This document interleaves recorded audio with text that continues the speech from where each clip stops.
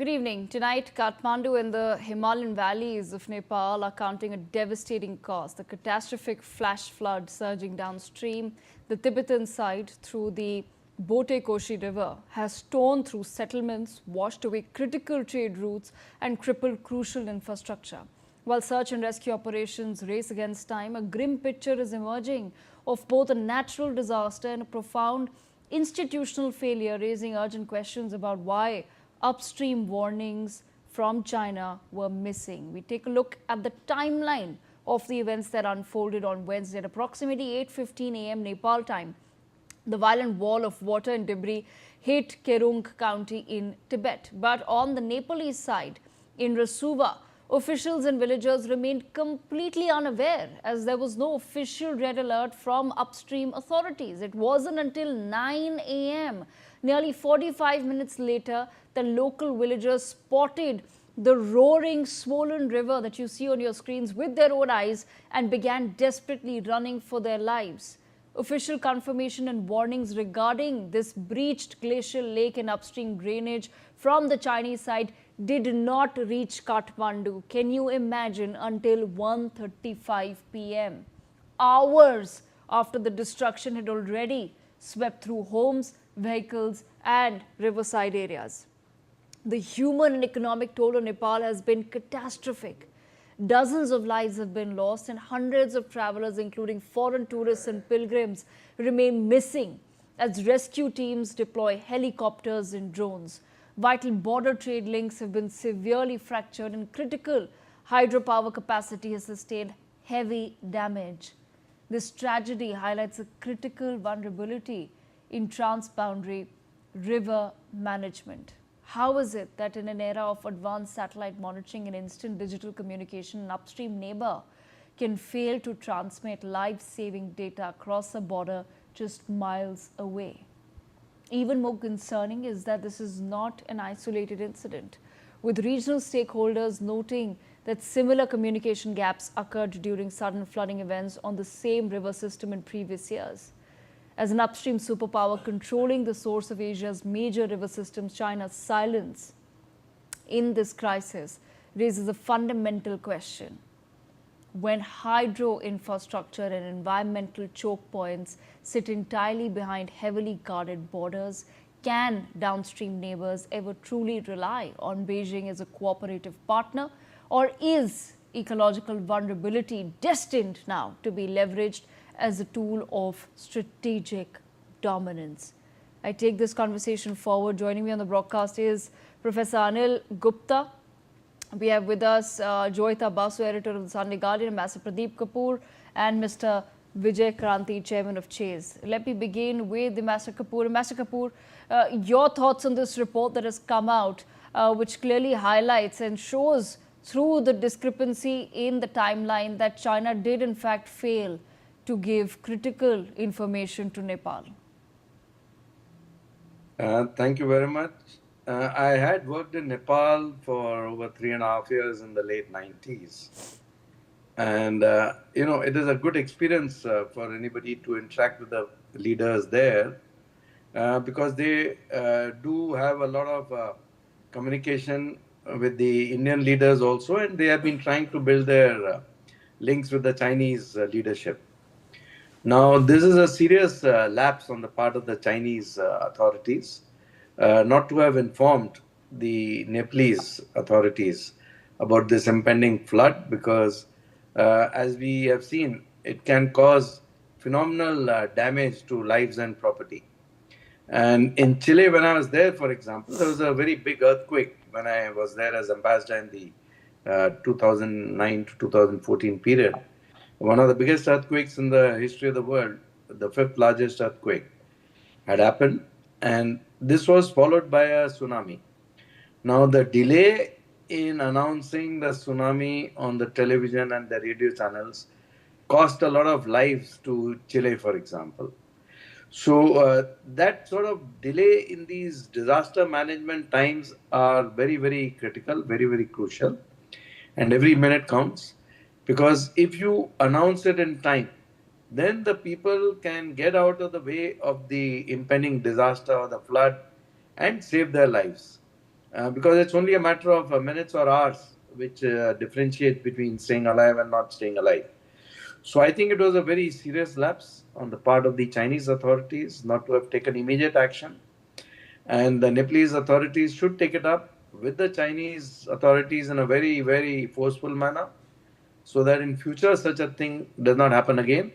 They have to take it up with the ambassador of China in Kathmandu, give a démarche, issue a démarche from the foreign office there, also issue a very strong statement through the Nepalese embassy in Beijing that this sort of occurrence has happened and this is looked upon very seriously by the Nepalese administration, Nepalese authorities, and they would urge the Chinese authorities not to repeat such mistakes Yes. in the future so that they are more careful. Thank you.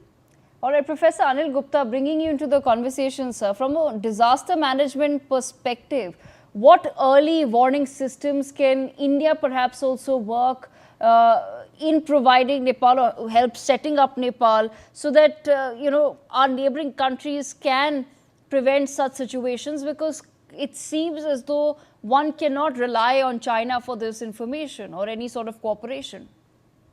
I will quickly have 2 points. One is that when we say that relying on another country are the reason, I would rather say that talking about this cooperation, rather we talk of how to enhance the cooperation. That is very important. And what was the reason that cooperation was not so strong? How do we improve? That's very important because losses directly or indirectly hit everyone, not only the one part of the border, but all the sides. This is also very important. If we just go deeper, we'll find that. Because there are supply chain issues, there are business issues, there are economic interests, there are cultural interests. And while it comes about the scale of disaster, Dharali, yes, just last year we had Dharali, 2013 we had the Uttarakhand, and in between we had Tapovan incident. This appears like a combination of all. It's such a catastrophic event. But one thing is very important: when the events such disasters are happening, we find so many maps that we had already indicated that one such lake is being formed, one such the avalanche may be there.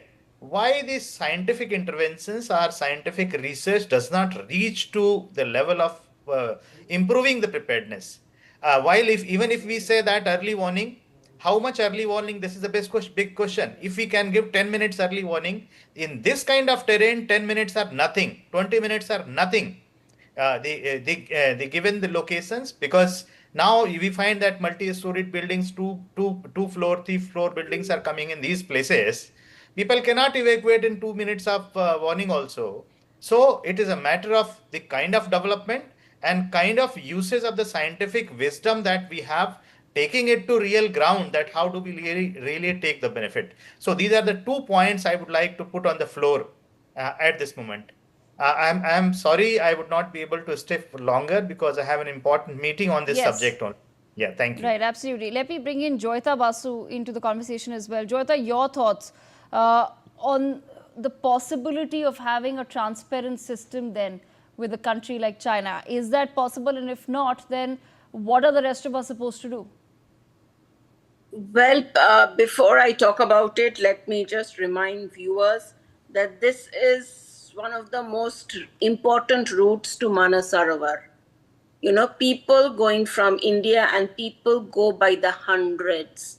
So I think we should be extremely worried, because more than what has happened to Nepal, more than worrying about what is happening in Nepal, we should be worried about ourselves. Number one, the possibility of the floods hitting UP and Bihar tonight. Even if it is not that massive scale, it is going to happen. We should be worried about our people, and we have to worry about the number of people we have lost. How many tour groups have gone missing? There are more than 100 Indians already missing over there. Okay, so it is a disaster of epic proportions, where perhaps we should be worrying more about us than thinking about what will happen to Nepal. Sorry, I feel very strongly about it. Because you see, when it comes to Nepal, they have throughout not cooperated with us when it comes to, this management of landslides and all. So, and they have always turned to China. And what was China doing over there? Are they building some kind of a dam over there? Has that burst? Are we getting information, correct information? Now, this particular video that is coming in of that border crossing from Tibet, I mean, from Nepal to Tibet, that is, man, if you see the water coming over there, the Chinese also have lost lives, I think, by the hundreds over there. So the thing is, you see, perhaps that is going to drive some sense into China about not, destroying the ecology of the Himalayan system over there. And, basically thinking, the water war, if you are going to fight, it is only the downstream states that will suffer and we will not. This disaster proves them wrong. So before thinking about, what kind of a system in a situation like this, there is no communication. It's possible. It's happening inside seconds. The water, the way it is coming, it is happening again seconds. So basically, it's not about communication. It is about preventing preventing this from happening. First of all, let us, until and unless the situation stabilizes, stop Indian pilgrims from taking that route, to Mansarovar. Stop Mansarovar Yatra for the time being. To start with, as I said, Devika, I will think first about Indians. I am not thinking about Nepal or China. Okay, all right. On that note, let me bring in Mr. Vijay Kranti as well. Mr. Kranti, your thoughts, sir, on what's happened, because, completely devastating visuals have come in. Many lives have been lost in this flash flood. But the fact that now, as per certain reports, it's being informed that it was much later, almost 5 hours later, that communication came in from China. In today's day and age, sir, where we can all be digitally connected, especially in such situations, this lack of alacrity by China, what does this truly show or expose? One thing I must say, because I'm observing China, especially in the context of Tibet and Nepal for last more than 50 years as a journalist, I have a lot of information right now, the facts to share, to say that China is number one, a very, very shameless system, shameless country. They just don't care whether the Nepalese die or Indians die or their own officials on the border die. They are, the previous record shows that they are only building up statistics that if how much water is released towards India or towards Nepal, how much damage it will cause, so that in case of a war, in a situation of war, China can standardize water as a bomb. And this time again it is happening the way so shameless that they are informing Nepal only more than 3 hours after, and the information they are giving is that now the water which was accumulated, it has flown out, so there is no further water. Is it the way to inform? They should have informed that there was a landslide and water is accumulating, and people in Nepal should get ready for that. I will give you 3 examples which have happened worse than what we have seen today. It has already happened worse than so many times. One was in 2000 in Himachal Pradesh. Second was in 2004 in Himachal Pradesh at the same place where Satluj, where the Parichu, which is a contributory river from Tibet, it had a landslide. The water went on accumulating for days, and it spread to more than 230 hectares over so many days. Millions and billions of cubic meter of water was accumulating in, but China did not allow. Number one, gave no information to India. They did not allow, in spite of India's request to send Indian engineers to study so that we can take measures about it. And once the things went out of hand, they exploded that rip that artificial lake on the Indian side. And you know how much damage it happened? It was horrible. In the very opening area, more than 150 Indians died, 250 houses were completely washed away, 20 bridges were totally washed, 4 power stations were washed away. Same thing happened in 2018 in Arunachal Pradesh at Sedongchu. In there, again, like Yes. in landslide, water was accumulating, and the Chinese government did not bother to share this information with India. They were waiting for it to accumulate to a very, very dangerous level. And once they found that it could explode anytime, so they exploded on the Indian side. And you know, the water destroyed so much of life in Arunachal Pradesh. And these are not only 3 incidents. There have been over a dozen incidents over the last Yes. more than 20 years, which were very big. China refuses to share information. Rather, they are using, number one, they are occupying Tibet illegally. They are misusing Tibet's water. And then they are using Tibetan water as a water bomb against its neighbors. Today they have used it against Nepal. They have already used it against India. I think this is time the world should rise up.